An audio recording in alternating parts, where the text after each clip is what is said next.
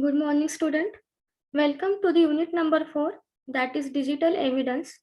In this unit, we are going to discuss what is digital evidence, rules of digital evidence, different types of digital evidence, challenges involved in event handling, and what is volatile evidence.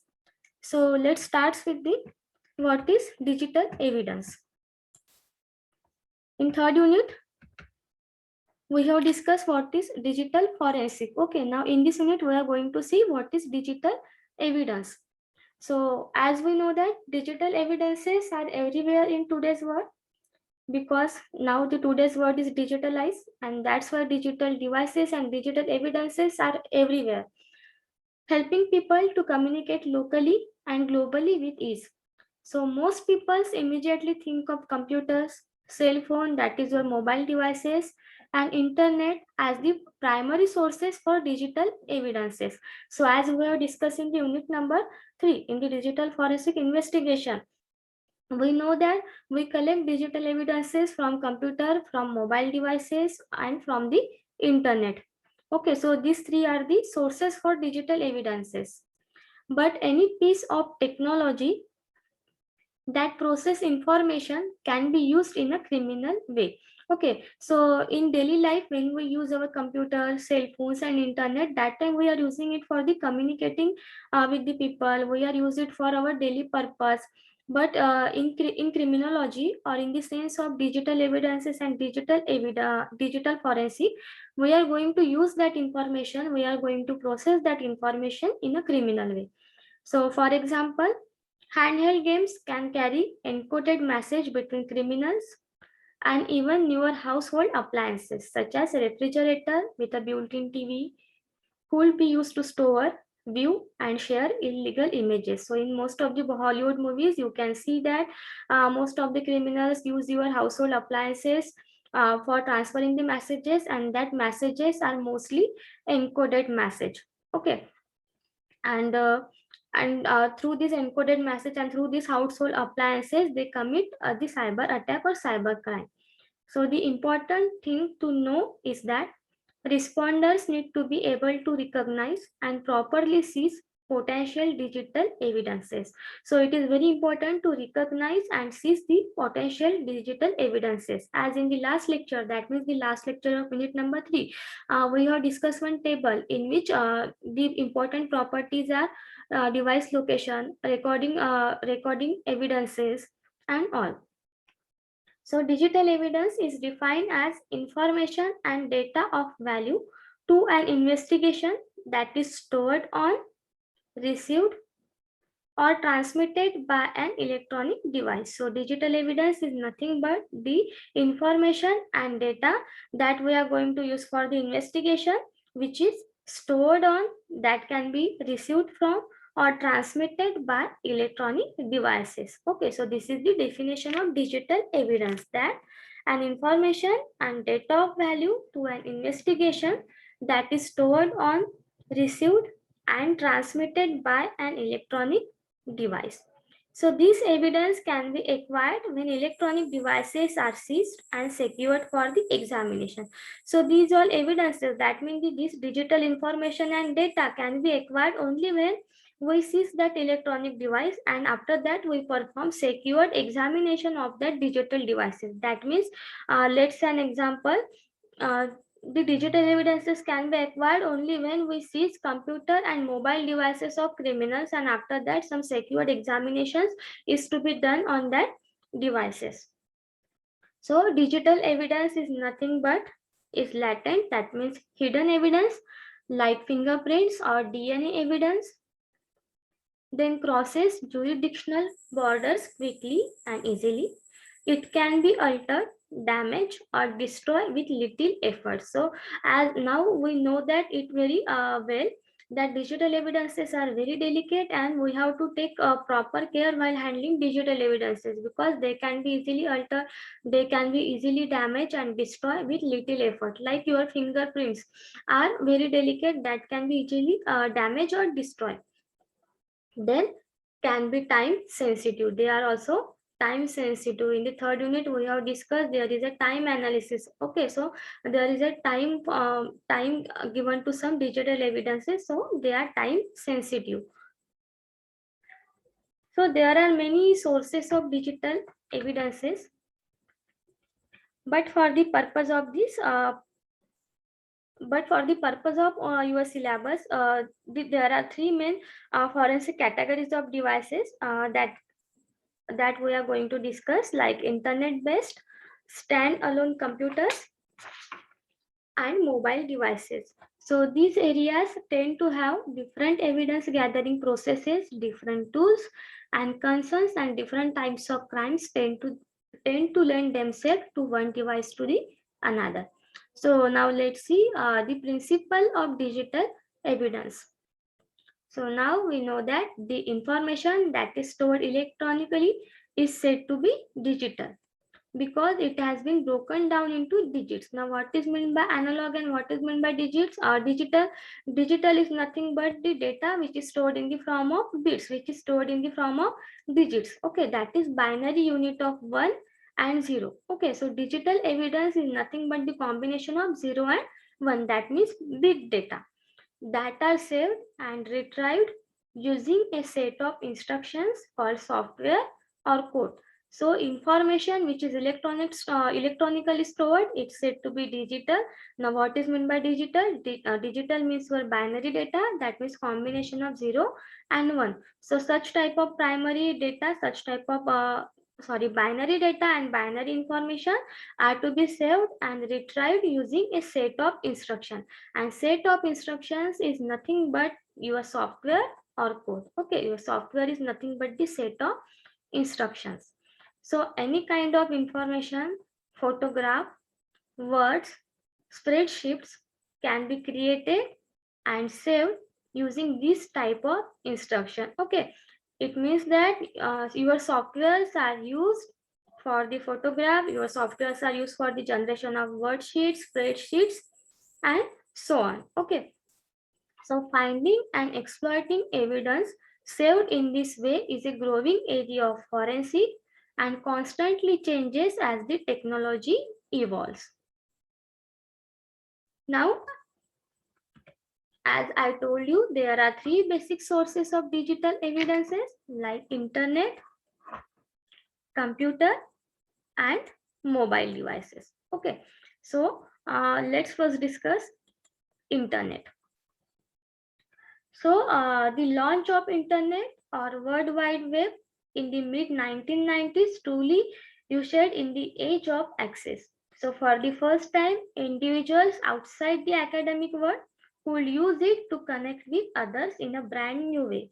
Now we know that internet is used for the communication globally. Okay, it means that for the first time, individuals are think beyond the academic and could use it to connect with the others. Now the internet open up access to a wide information and resources. Internet provides us lots of resources and lots of information through the use of search engine, but also provided highway for the traffic of illegal images, information, and espionage. As internet provides access to millions of data, information, and resources, but along with that, it also provides some traffic of illegal images, information, and the espionage. Okay, so it is not that much a secure way as we think. Now, because of the global access to information and to other computers, criminals are able to use this access to hack into financial and communication systems. Now we know that your financial data, your private communications, your social media account are very prone to cyber attacks. So major corporations and government networks to steal money, to steal identities and information, or to sabotage systems. So it is very common to steal your money related information, to steal bank accounts, to steal government accounts, government networks, to steal your identity and information. So the one of the biggest challenge in internet crime is for investigators, laboratory, and technical personnel to understand how the process works and to stay closely engaged with advances in software and tracking technology. So your internet is your primary source of digital evidence. Now how internet works, or how this source works. So any computer that connects to an internet service provider, now we know that how we can access internet. To access internet, our computers, our system servers are should connected with the internet service providers. Okay, so any computer that connects to an internet service provider becomes parts of the ISP network, whether it is a single computer or part of local area network at a workplace. So each internet service provider connects to another network and so on.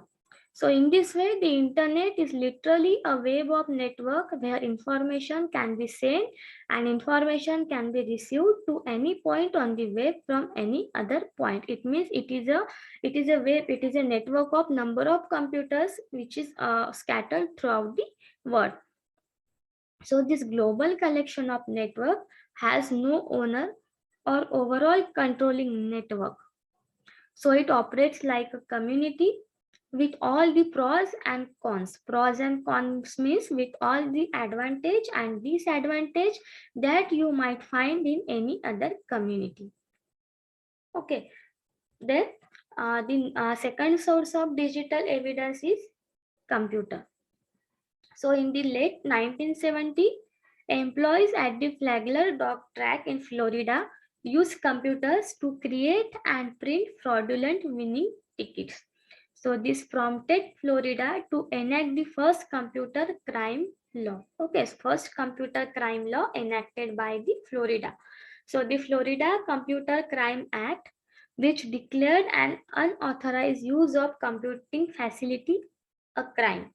So federal laws followed in 1984. So the computer crimes continues to be a growing problem in both the public sector and private sector. So a single computer can contain evidence of criminal activity carried out on the web. By using a single computer, you can carry out criminals carried out a criminal activity on the web, or the criminal use can be contained in the computer itself, such as pornography, copyright infringement, extortion, counterfeiting, and much more. So the digital evidence is located on the computer's hard drive and peripheral equipments, including removable media such as a thumb drive and CD-ROM disks. Okay, so your single computer can be your source of digital evidence. It means that digital evidence is located on your computer's hard drive. Digital evidence can be located on your peripheral equipments, including some removable media such as thumb drive, CD drive, pen drive, ROM disks, etc. Also, digital evidence can be acquired from your network file, your log files, your search data, your cookies, and history of your web browser. So this is about the second source of digital evidence. Now next is the third source of digital evidence is mobile devices. So although handheld voice transmission device using radio transmission have been in use since 1940, the walkie-talkie, the first version of what we will now call a cell phone. Okay, we call a cell phone was not developed until the 1980. So the cell phone use around the world skyrocketed in the 1990s and hit 4.6 billion self-subscription by the end of 2009. So cell phone and wireless technology has expanded to include many types of mobile devices such as tablet computers, handheld video games. So once used only for voice communication, today, cell phones are also used to take digital photos. Cell phones are used to watch movies, send instant messages, browse the web, and perform many of the same tasks as a computer. Now you can do you can perform any task from your mobile device. Might be now, right now you are watching this lecture from your mobile device also. Okay, so mobile device can perform any task as your computer. So mobile devices allow criminals to engage in an ever-growing variety of activities, and the devices keep track of every move and message. So it is this tracking capability that turns mobile devices into key evidences in many cases. So this is about the sources of digital evidence, that is internet, computer, and mobile devices. Now, why and when is digital evidence examined? Now, digital evidence may come into play in any serious criminal investigation, such as murder, stalking, carjacking, burglary, child abuse or exploitation, counterfeiting, extortion, gambling, piracy, property crime, and terrorism. In this type of criminal activities, digital evidence comes into play. So pre and post crime information is most relevant. For example, if a criminal was using an online program like Google Map or Street View to case a property before a crime, or posting stolen items for sale on Craigslist or eBay, or communicating via text message with accomplices to plan a crime or threaten a person. Some crimes can be committed entirely through digital means, such as computer hacking, economic fraud, or identity theft. In all these cases, digital evidence comes into play. Digital evidence comes into picture. Now, in any of these situations, an electronic trail of information is left behind for a savvy investigation team to recognize, to seize, and to exploit. So, as with any evidence gathering, following proper procedure is crucial, and we know that how to follow proper procedures. Now, in digital forensic investigation, we have discussed in detail which are the rules of digital forensic investigation, which are the what is the process, which are the different procedures that need to be followed by the examiners during investigation process. So, as with any evidence gathering, there is a need to follow proper procedures. It is a crucial step and will yield the most valuable data. So not following proper procedure can result in lost or damaged evidence, because digital evidence can be easily altered, damaged or destroyed, and that's why care must be taken, or rendering it inadmissible in court. And if there is any type of alteration, any type of modification in the digital evidence, it is not admissible by the court. So this is how digital evidence is examined. Now next is best evidence rule. Now there are 5 best evidence rules, like admissible, authenticate, complete, reliable, and believable.